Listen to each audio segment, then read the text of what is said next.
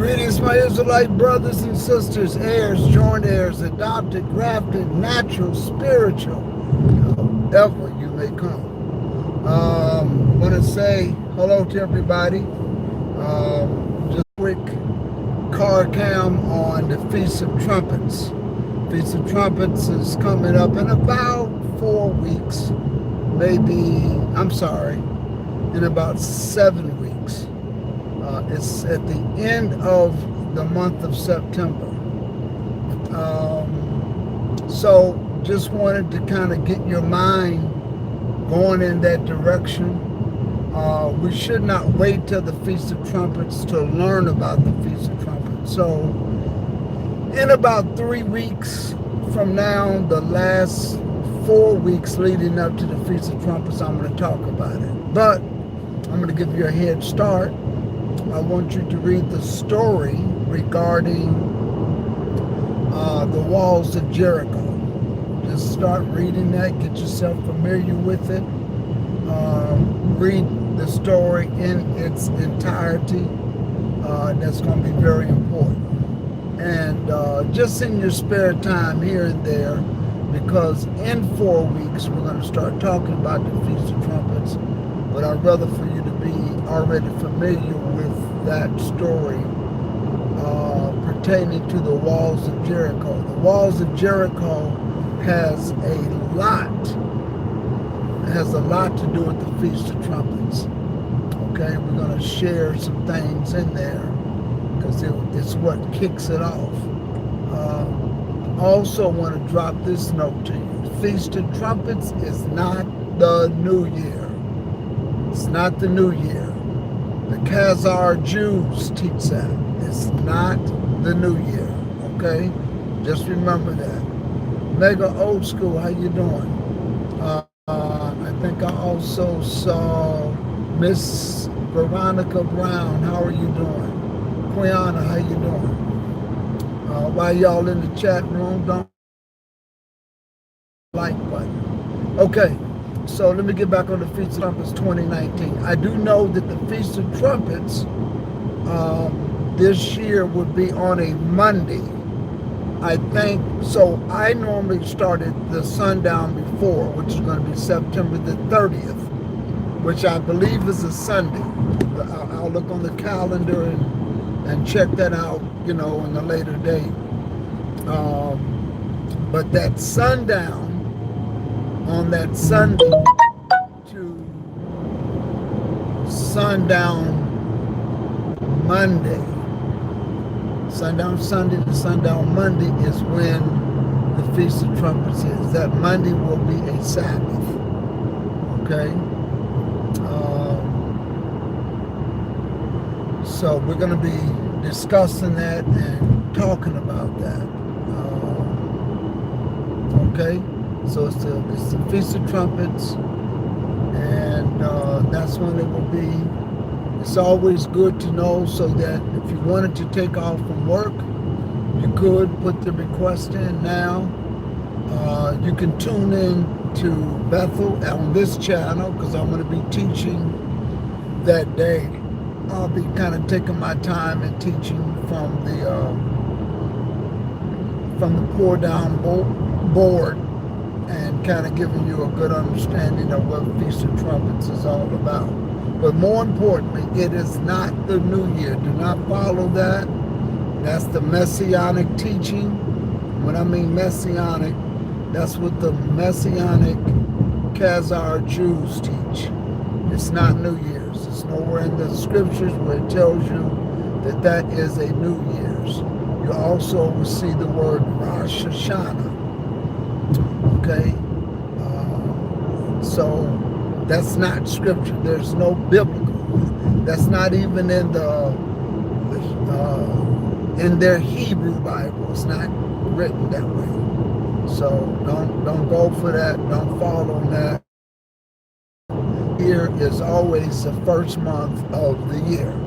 If you want to know when the numerical year changes, it's in the month of Abel. Okay, so we as the original Hebrews should know this by now. Okay, If you don't know it, get to know it. It's important that you understand the calendar and the times. The moon is what changes the month. It's what starts the month from one month to the next. It's the sun that changes the day from one day to the next. So we're going to be getting more into the Feast of Trumpets. But again, it won't be until after about 3 weeks from now, we'll get into it. But what's important, again, that you start to read the story regarding the walls of Jericho, how Israel marched around the walls 7 times. There is a microcosm significant in value, significant purpose to that story. And I'm going to roll it out to you so that you can understand everything that Israel went through, including coming out of Egypt, going into the wilderness, prior to going into the promised land, is a microcosm of what's going to happen today. So you have to understand those stories. We're going to unfold that. So it'll be beautiful. Once it unfolds and I show you how relevant the walls of Jericho story is, and we're going to take that and put it right with the book of Revelations and the trumpets and all of those trumpets and them sounding and what they all mean, and how does it all point and relate to the plan of salvation as to what is going to happen at the end time, okay, the day of the Lord. So there's a lot to learn about this. This is a ever-learning annual an ever-learning annual event. All of the feast days, we should learn about them. Every year, you should be getting more knowledgeable in the truth. Every year, you should be becoming more knowledgeable. You should be growing higher. You should be things that you knew last year. You should know that plus more this year, and that's what this social media ministerial platform is about. It's about teaching you and making you aware of everything that you need to know, especially the feast days,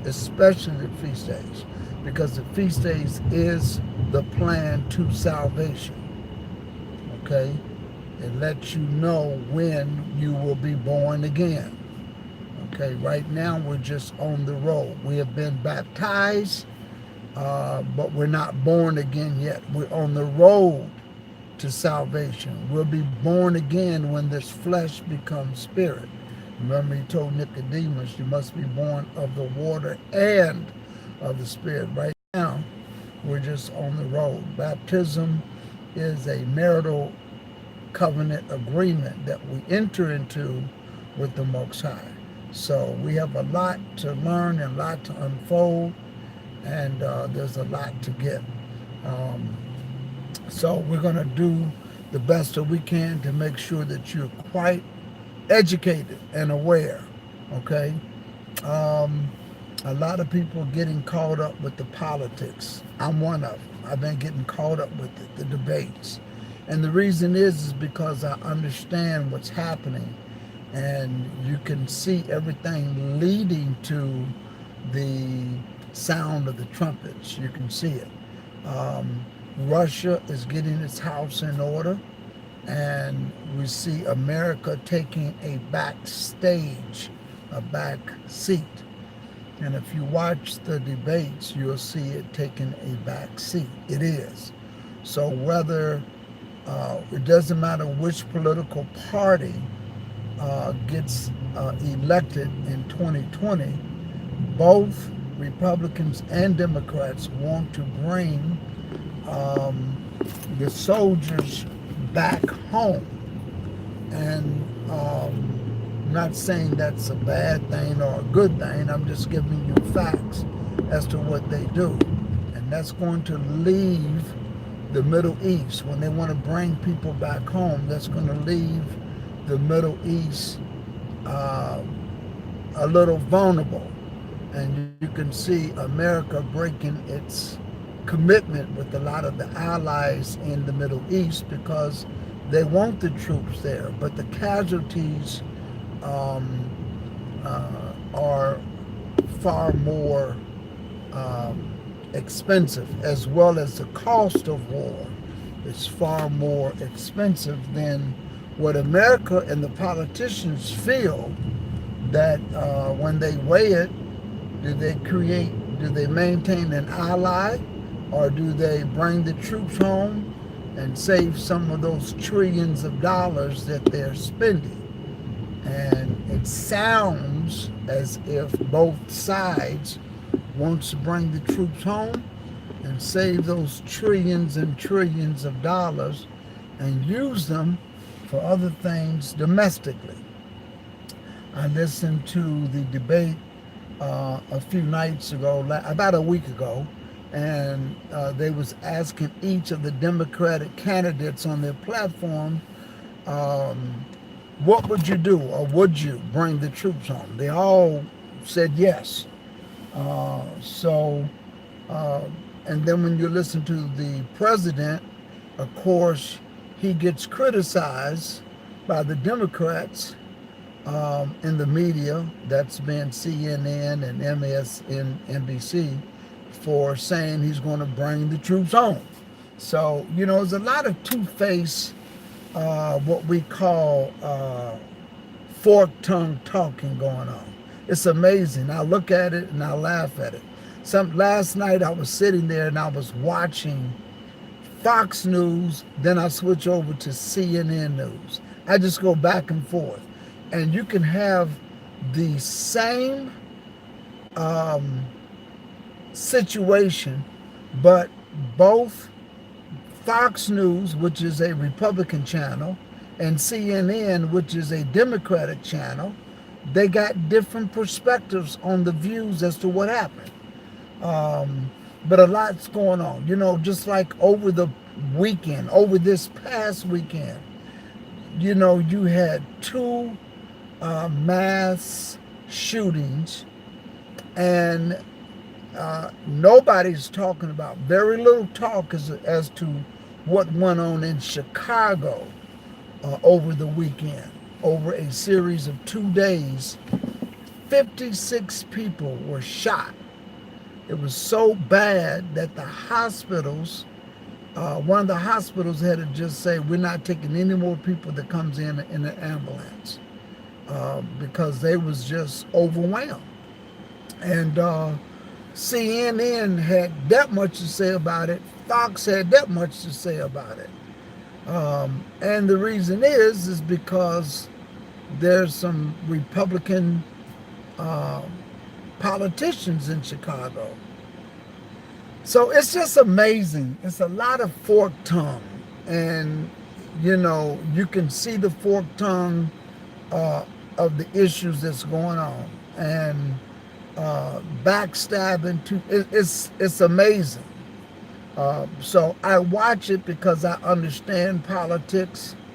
I used to teach political science on a collegiate level. Not what I taught was understanding how policies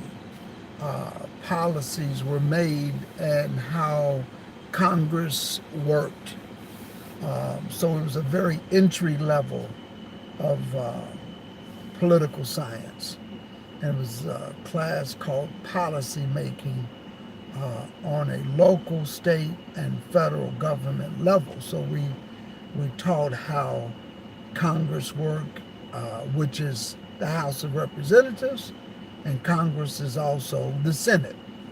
And you have what you call Senate bills and House bills, but they both have to be reviewed by the other depending where it originates from before it gets to the president to be signed. And of course, the president can submit a policy as well that has to be reviewed by the Senate and the House. It has to be passed by both. So this is what we call our checks and balance system. but it's really a um, hypocritical fork-tongued system. If you watch the news, you can see what I'm talking about. Well, that's enough. I went into another area of subject I'm not going to go into, but I just wanted to leave this to you for the Feast of Trumpets and what's going to be coming up. So, um, Israel, witness and servant, says, held to the Constantine are those mainly responsible for the upkeep of the present world, uh, Saturn Sabbath, wake up to the scriptures. Okay, I can't see all of it. Wow, I haven't heard about Chicago. Yeah, Chicago was it was something else. Daniel, how you doing? How you doing, Daniel? If you're the same Daniel, I think you're down in Homestead, Florida. Haven't seen you in the chat room in a while. Miss B, how you doing? Abib is the first month. The first day of the month is New Moon Day. Well, that's true. The first day of every month is the new moon. Um, Kimberly Smith, shalom to all. I hope everyone's day has been a good one. Mount Olive Living Word Holiness Ministry. Wow. Shalom to you also. Rodney, how you doing? Mega Old School says, you're right. We can't have two New Years in the same year. Yeah, we need to know this. It's important that we learn this. Quiana, to all of you all, don't forget to hit the like button if you would be so kindly to do so. If you think this is a good video, and um, don't forget to pass it on. Peace. We'll talk soon.